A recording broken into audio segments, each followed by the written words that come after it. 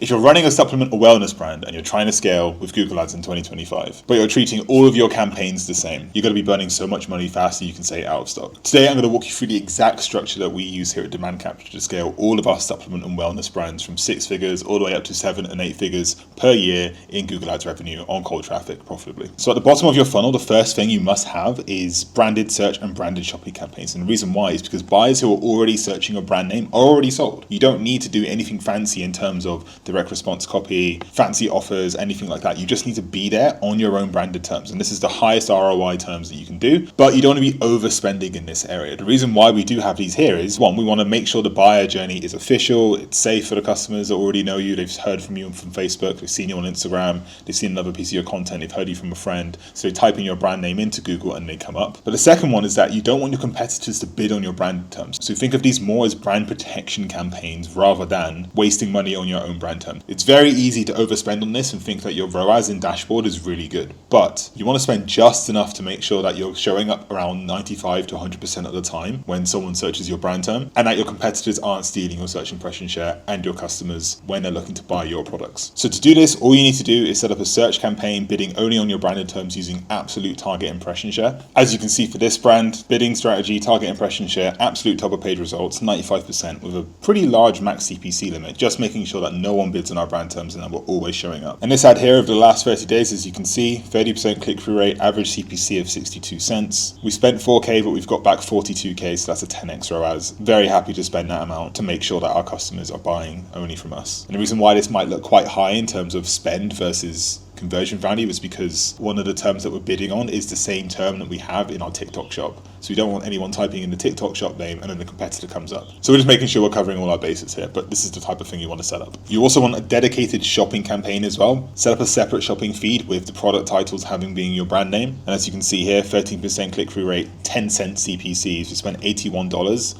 but we've got back $6,664 at an 81x ROAS. Again, this is just to protect our brand terms on the shopping feed as well as the search feed. And in every account we manage, branded campaigns have CPAs that are like 90% cheaper than prospecting. They protect your customer base and let you maximize your LTV. We split these between branded and prospecting so we can see what's a branded conversion and what's not. And we're giving Google all of the ammo and the budget to push for new customers only. This is how we set up our Google Ads for success compared to just a one broad, no splitting, wasted ad spend on clicks out of people who are going to buy from you anyway. This is why our CPCs on our brand terms are so low, and it keeps those clicks outside of the main prospecting campaign to make sure we're as efficient there as well. Still here at the bottom of the funnel, we've got dynamic remarketing, and it's the system that follows people around with ads showing the exact product they almost purchased. This is set up within the Google Merchant Center, but your product might not be eligible for this because it is a supplement or a health product. If that's the case, then let your PMAX do a lot of the retargeting for you on the display network by having a full build asset group. 97% of first-time website visitors won't purchase from you. Without retargeting, you're leaving the warmest traffic to cool off and disappear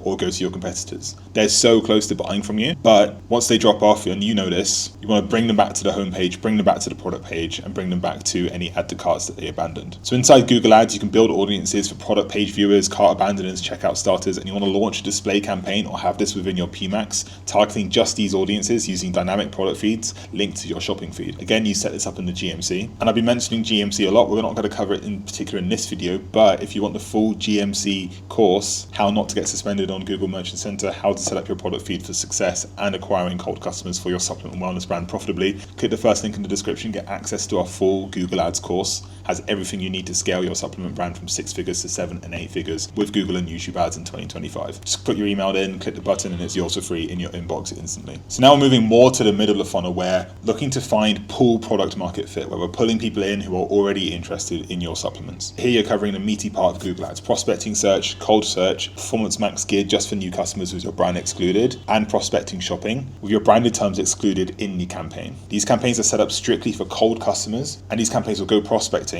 capturing buyers actively searching and shopping for the solution for your product. Because you want to intercept buying intent, there's no hope in someone randomly stumbling across your site. The reason why you want to set these up is because this is the main chunk of Google Ads. People naturally searching for creatine or methylene blue or tallow or protein cookies or nootropic bars. You want to be here every single time when someone searches this, because they know what they want, they're just not aware of your brand. They've got card in hand ready to buy from you. And if you don't have this set up, if you're not on the shopping feed, if you're just on search but not on Performance Max, then you're missing out on so many sales. You want to start with tightly targeted search campaigns using exact and phrase match around the high buying intent keywords. You can usually just start with your main product name, for example, just methylene blue. Run it on exact match and broad match to make sure that you're covering all of your bases. And then every single day, go through your search terms report and exclude any irrelevant keywords. Then you want to launch shopping campaigns segmented by your bestsellers. Only add a Performance Max once you've proven cold traffic converting on search and shopping, because you want to be running your Performance Max with smart bidding. And if you're not having as many account level conversions in your ad account, the Performance Max isn't going to work as well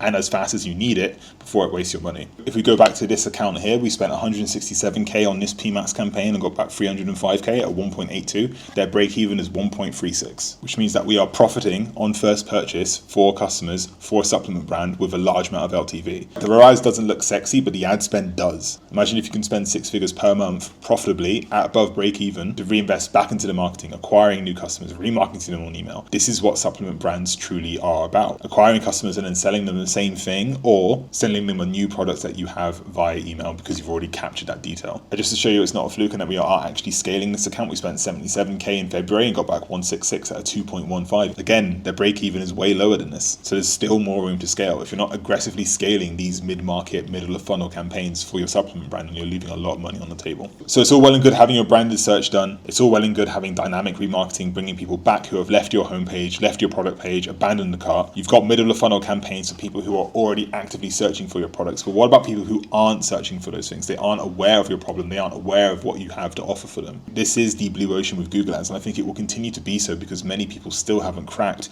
YouTube Shorts, YouTube InStream, and Google Display through demand gen. Demand gen will only get better and better as a campaign type within Google Ads. Finding people who aren't even aware of your brand or your product, but as a replica to Meta, you can take the creative you already paid for and already made and you already know is winning on Meta, put it onto Google, and now you're tapping into the first and second largest traffic source in the world, Google and YouTube. With this, you set up a demand gen campaign, completely broad. You put in your YouTube Shorts or your YouTube ads, which are either 9x16 or 16x9. And because there's more education to be done, because these people are much less educated on your product, on your brand, instead of putting them straight to a product page, you put them to a landing page. And this is the first area you're going to want to test when it comes to your demand gen campaigns. Don't worry about the creatives per se. They're going to be attracting the similar type of people in the first place, because all your creatives are going to be centered around the problems that you're facing, the angle, and the product. However, you do want a landing page which converts the best, whether it be an advertorial, a listicle, a VSL itself, or a quiz funnel. These types have been the best types we found convert the highest through YouTube Shorts and YouTube InStream. Instead of putting them straight to a product page where there's not much opportunity to educate them, you capture the middle of a funnel, you've then got that pixel information on the Google,